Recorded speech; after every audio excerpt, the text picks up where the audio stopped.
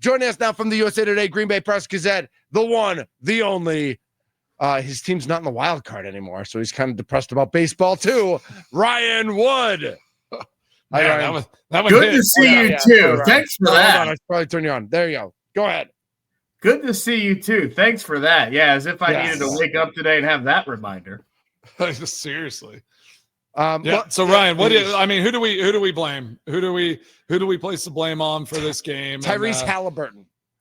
Tyrese Halliburton, yes. Yeah, Achilles tendons. It's not one person in specific. I mean, it's a whole lot of blame to go around when you lay a disaster of those proportions, right?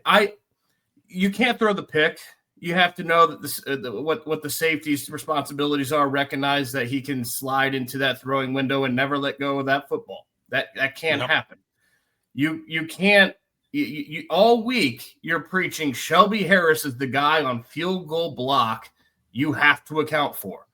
You can't let him get that kind of leverage and get his right hand that high in the air and just smack it down for his 6th all-time career block field goal in 11 NFL seasons.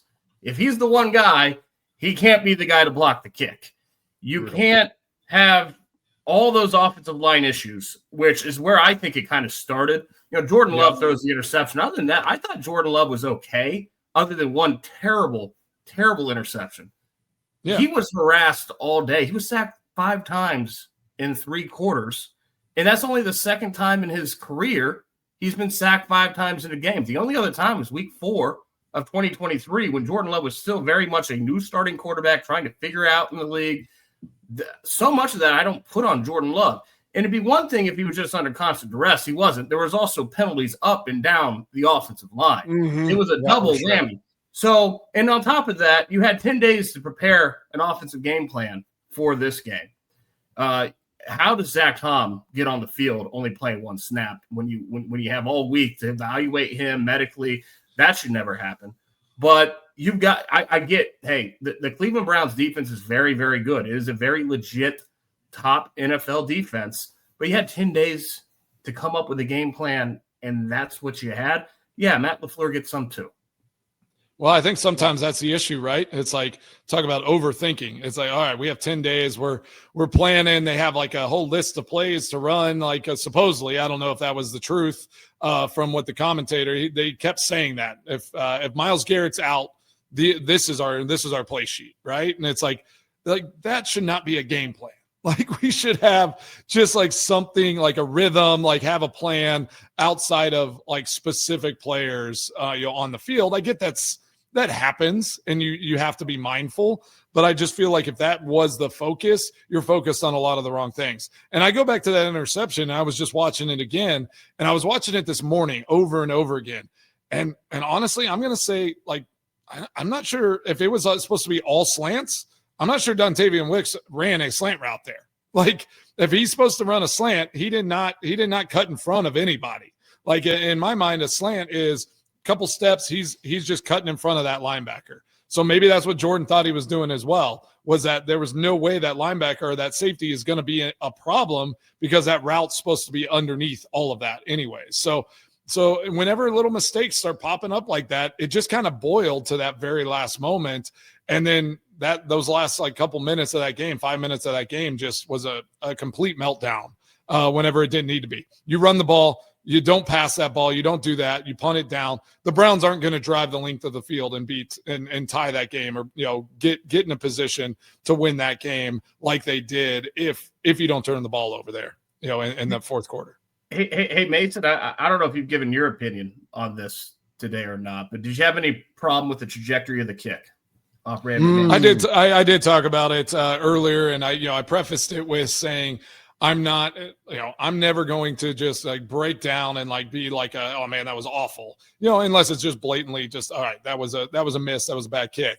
I did say the snap might have been just a little low, but I mean, like if we're being nitpicky, I thought the timing was really slow. I thought the operation was very slow. And then for that interior to get a block in the middle you probably didn't hit it exactly like you wanted, because they got some push, but it wasn't like astronomical. It wasn't like, oh my gosh, they're like falling like right in his face. So yeah, I bet if you ask McManus, he's like, yeah, I probably didn't hit my best kick. Yeah, could it have gone in? Like, should it have gone in? Yeah, sure. Like I expect to make that kick all the time. But yeah, if you look at it, all the things that happened, it probably was not the best operation of a field goal kick that we've seen. And I mean, that kind of stuff, like it does worry me whenever those things start popping up, because the weather couldn't have been better there in Cleveland. Like the situation couldn't have been a better situation. I think that's what you hope for, is like you're getting a 35 to 45 yard field goal to go win a game. Like those are the things you practice all the time. So to not be able to execute there is I know Brandon, that group is disappointed, and it's just disappointing whenever you don't come through in that moment. I was surprised to hear from Matt Orzech that he felt like the timing was, his internal clock was what it needed to be, because when you have a 43-yard field goal and it's blocked right up the middle like that, at first, I mean, the back angle, my first view of it, I thought it was the guy coming from the outside. It wasn't. No. It cleared him. It's blocked up the middle. Jordan Morgan he needs to have better leverage. He can't be pushed back. There's multiple things going on. But that football should clear the line of scrimmage, right? I mean, right up the middle like that. That's not what you expect. In a situation like that, again, perfect conditions, field looked like it was in good shape. Like, the expectation is that you can just hit a high ball, release it, and let that thing go. Doesn't matter if it's 35 or 45-yard field goal. Like, those should be the same kicks in that situation. Again, McManus is a pro, and I'm sure he's just like, yeah, I mean, I gotta do better. Honestly, like my brother texted me, just full disclosure, he texted me, he was like, I think he was missing left if that doesn't get blocked. And if you watch it, you could probably have that argument. Yeah. I mean, from that, I mean, where he blocked that kick, I mean, it was like kind of left of the guard, unless it had a little fade action, which sometimes those balls do. That ball might not have been hit great, might have been going left. So honestly, as a kicker, sometimes you're like, I mean, like I don't want to get kicks blocked, but almost rather have it blocked than miss a kick in that situation. I'll give you something I did not have a problem with, and I might be in the minority here, but I did not have a problem with them throwing on that 3rd and 3. I had a huge problem with throw, but I did not have a problem with them throwing. First and foremost, Josh Jacobs averaged 1.9 yards per carry with that offensive line. Yeah, they were not running. They were not running and getting a first down there. I think you have to like the mentality from the sideline of, okay, the Browns have one timeout, which means if you get the first down here, the game's over. Yes, you could play to the defense that was just dominating Joe Flacco all day. I understand that. But I don't think you want the sideline thinking passively in that situation. I think you want the sideline thinking, let's go win a game right here. We need 3 yards. We're not going to be able to run it. Put it in our $55 million a year quarterback's hands and have him make a play. I think that was the thinking. I know Matt LaFleur said after the game, maybe run one of those RPOs. They hit him on the Browns defense a couple times. Maybe you do that instead. You cannot have just a straight handoff in that situation. The Browns shut down your run game all day. So I don't have a huge problem with the decision to throw. It's just, I think it was very clear that when Jordan Love read the defense, he thought Grant Delpit was taking Tucker Kraft the inside slant. And it was almost like he saw it last minute, because that throw was – he almost tried to hold on. Yeah. Yeah, he was like, oh, no, in slow motion, and he just couldn't hold up, and that's what happened. So the decision to throw, I'm fine with that. I'm fine with the aggressiveness in that situation. It's just Jordan Love can't make that throw. He's got to be able to read. I agree with you, but I also my issue was the personnel group. I mean, tighten that formation up, kind of show, run, do whatever. If you want to release tight ends out, try to just get a tight end in the flat, something like a mismatch type of situation. That makes way more sense than all of a sudden against that defense, like spreading everybody out, letting them kind of just see that we're in this, pass formation. Josh Jacobs not even on the field, right? It's like they knew what was going to happen there. I would have put in that 3 tight end package, kind of tightened everything up, and then just tried to scrape something and get something on the edge potentially there. And I think that's probably where LaFleur is saying it was a bad play call, not just from the call to on the routes and like what they did, but also personnel grouping. I'm sure he's like, I wish I could have that back. I would have put different guys on the field and tried to make something happen in that situation. Because I agree with you. If you can't run, if you haven't been running the ball, what do you think you're going to get 3 yards in that situation? I don't mind them passing. I just think it was a bad, all around bad situation that they put themselves in. I want to ask you a question, Ryan, because we talked about that offensive line a little bit and you hit on it. But from rewatching some of the offensive series, for the first time, at the center position, I thought Elton Jenkins didn't have his best. He didn't have a great game. Like he looked a little slow off the ball. Like he was again playing a great defense on the road is a whole different animal. They're going, they're not, they can't have a snap count. The defense is kind of dictating a little bit more of what you're doing on offense. And it looked like Elton just kind of got exposed in the middle of that defense a lot. Mason Graham, had a 43% pressure rate. So talk about, what the interior of that offensive line and from your point of view, what you thought about it. Well, and from Ken Ingalls too, to add on, this is a very important season for Elton too, Ryan, as this is a cut trade candidate next season that could cool $20 million off the cap space, according to Ken Ingalls, when they've spent so much money and have no money next year. Yeah, it wasn't Elton Jenkins' finest day, but it wasn't anyone's finest day on that offensive line. Just the mere fact that at one point during a third quarter drive, they lose Rasheed Walker too. And the musical chairs going on where you're taking you don't just have 3 backups on the field, but you're moving different spots. You're bringing Darian Kennard in so that Jordan Moore go left. Like, it's just there's too much action going on in that offensive line. It's going to be very difficult for anyone, even if it's Elton Jenkins at center, to have a good day with that much going on. Just the fact that Zach Tom only lasted 1 snap, he should have never been on the field. If you can't play more than that, you're not medically ready to go. You can see why they wanted him to go, because that offensive line had it handed to him by the Browns defensive front. They saw all week on film, this is a very, very good Browns defensive front. You got to have our best 5. There was urgency there, but you're not helping anyone if you can't play.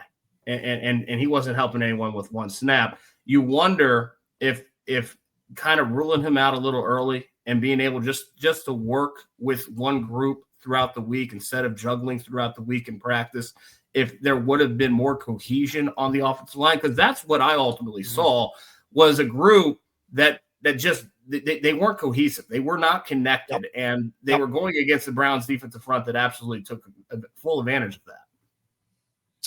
Yeah, I totally agree. We got Ryan Wood here, as he is always going to be joining the Mason Crosby show at 1:00. He's with the Green Bay Press Gazette. We're licking our wounds from that bad Browns loss. I mean, we talked about it a little bit last week, though. I feel like the Browns, like defensively, are an elite team. And this was one of those where, I mean, the Packers should have won that game for sure, but I don't think we were under any impression that this was just going to be a cakewalk. Like, they were gonna be tough, and they were gonna hit us in the mouth on defense, and we were gonna have to try to be productive on offense. In spite of that, our defense, Packers defense did their job. So, what do you think of this Browns team? And do you think it's as bad of a loss as everyone's saying? I think odds makers, I think it's like all the pieces that you kind of said, like, there's an expectation to win that game. But like after it has unfolded, like what are you going to look back on this loss and kind of feel if they right the ship and this season goes as planned? Certainly the way it happened was bad. And I don't just mean the last 3.5 minutes, although, yes, that was also bad. I was asked after the game by a colleague on the beat, you ever seen that before? And I'm sorry, Mason, but my response was, I was in Seattle for the 2014 NFC Championship. Oh, Tommy brought that up. Yeah, Tommy. There were flashbacks there, right? But other than that, it's pretty rare. You don't see that a whole lot. It's a rare collapse. But think about this. 3 straight weeks now, the Packers have jumped out to a double-digit lead before their opponent scores a point. They had that game in the bag. They couldn't put it away. And there were so many opportunities to put that game away. Why could they not put it away? Simple. They didn't execute. Their execution was very, very poor offensively. The special teams execution was poor, more penalties, an unbelievable tsunami of penalties, 14 that were called. You can't have those things happen. There's too many things you can't have happen that happened. Now, let's think back to last week. Their left tackle, Rasheed Walker, is talking about going undefeated after 2 games. I asked Jordan Love point blank yesterday, do you feel like internally you guys bought into your own hype a little bit? And he dismissed that. But that kind of speaks for itself, doesn't it? When you have a starting left tackle talking about going undefeated after 2 games, they're feeling themselves a little bit. Yes, sir. Right? So that's right. What's been in my head since the final gun, and I don't think this is an easy answer either way, but is it better for this team to have had a bad win, a sloppy win, to be 3-0 and still be the toast of the NFL? Like, hey, look, even on the day they didn't have it at all, they went into Cleveland and they won. They're 3-0. They still stopped the Lions, stopped the Commanders, and still feeling themselves a little bit. Or is it better for this team to have that brick wall hit you in the mouth type shocking loss that humbles you, and you're like, oh God, no matter how loaded this roster is, no matter how much talent we have in this locker room, if we don't show up, we can lose even to the Cleveland Browns. We have to show up and execute and have that wake-up call now, as opposed to letting it linger, feeling yourself, and having that wake-up call in January, which has happened to this team too many times over the past decade. I don't think there's an easy answer there. You take the win, right? Because you look at the NFC, it's an arms race. Philly got the field goal block yesterday. They did what it took to win. Now they're 3-0. Tampa Bay's 3-0. San Francisco, don't look up now, but Kyle Shanahan's again 3-0. There's some 3-0 teams here that the Lions have recovered. We'll see what they do tonight. They're 1-1. They have a chance to go 2-1. The Commanders, they don't play Jaden Daniels yesterday. They get a win. They're 2-1. It's a small sample size, but we've seen already this season the difference in this team playing in Lambeau Field and playing on the road. 2 totally different teams. If you fancy yourself a Super Bowl team, Ryan, you want that path to the Super Bowl going through Green Bay. For sure. And I mean, like when I was there in Green Bay, I mean, it's you dominate at home and then you try to split on the road and you're fine, right? Like it's like you go 12-4 every year and you're going to be in a good spot back when obviously 16 games. If you can go 13-4 now, like you're going to be in a good spot usually by the end of the year. So losing a road game, take it with a grain of salt against an AFC opponent. I don't think it's panic time. I do think that, the press clippings were crowning, the Packers champs, for a little bit after 2 games. Yep. And there was too much time after that Thursday night game to hear all that and be in that moment. Yep. Not even if they were listening to it or like leaning into it, but after 2 games, like you don't know. Real football is starting now. Like the NFL season starts in week 3, 4, 5, 6. Like this stretch is going to be really important, kind of that second quarter of the season. So get to Dallas, beat the Cowboys, take that bye week, get everything figured out. LaFleur has a great record coming after a bye, and you just go into that second quarter of the season with a chip on your shoulder. I think this team needs to have that chip on their shoulder to go out there and be successful. With some news, too, that CeeDee Lamb now expected to miss 4 to 6 weeks as well with his ankle injury that he had. So it sounds like you have to beat a CeeDee Lamb-less Cowboys. Which they should do, but after yesterday, you can't go into any game and think, well, this should be taken care of. This should be handled, right? No doubt. You have to actually go out there and handle it. That's that's to me, was this a loss or a lesson? If it's just a loss, did they get exposed? Are they actually not that good? I'm not sensing. I think that's still a very talented. They're roster. A good team. Yeah.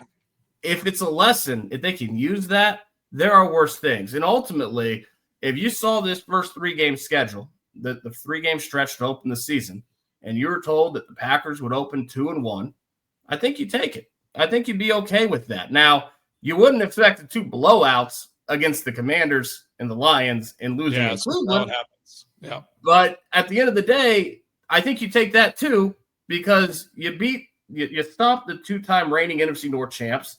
Division games are 1-5 last year in the division. They're 1-0 now. Those games count double, right?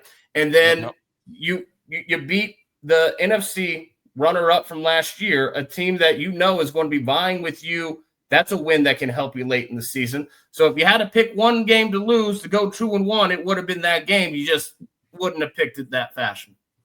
Right. Yeah. Totally agree. Not a big deal. And one they can look back later in the season, like you said, Ryan, and be like, that's the win that focused us. That's the one that galvanized us. Like, we realized we actually had to work. We couldn't just show up and win games, but we actually have to play football. The Brewers could teach them something about that. If they do that, that's the if. Right. Yeah. That opportunity is now there, but they have to go out and make sure that happens because they can't repeat what happened in Cleveland. They can't let that be something that lingers, and that's going to be your identity as a team that can't put teams away, a team that just show up and doesn't execute. You have to stop that from becoming a trend throughout the last 14 games. Yeah, and that starts during the week of practice. Like, that is details in practice. I mean, LaFleur talked about it. Obviously, I don't know if they were letting things go in practice, like, just little mistakes or like no one was being held accountable. I can't imagine that's exactly the case, but those things are going to be hyper-focused on now. It's like we won't go from that play unless it is executed perfectly. Like that's how championship teams are built, is you practice the right way, and then it becomes easy on Sunday because you've done all that hard work leading up to that week, that game on Sunday. So I implore them up there. I hope that they just lean into that work, lean into that grind, and say, like, all right, we got hit in the mouth. This was a tough loss, but now we're going to Dallas and we're going to do the little things to get better this week. And I can see them doing that. It's you got 2 days to kind of lick your wounds, and then you're back to work on Wednesday. That's right. And feel good going into the bye with the win this week. That's right. Awesome. Ryan, thank you so much for jumping on every Monday at 1:00 here on the new time of the Mason Crosby Show. Thanks so much for jumping on, and we'll talk to you next week. Fun catching up with you guys. Take care. All right. You too. Ryan Wood, Green Bay Press Gazette, USA Today, @by Ryan Wood on the Twitterverse. Follow him, and for all the breaking news, he's always at practice. Matt LaFleur speaking today around 3, I think, so we'll hear what he has to say with a day to let this loss marinate and figure that out. Speaking of letting losses marinate, let's get to our picks, Mason. What do you think? I mean, I'm not happy about it. No big deal. We have some news and notes that we'll get to in the next segment as well. In the world of sports, some game time sets, some news of some former coaches in the area getting set to retire, and some other news and notes we'll get to too here on the Mason Crosby Show, presented by Verizon, the official 5G network of the Green Bay Packers. We're in the Fan Studios, powered by the Potawatomi Sportsbook.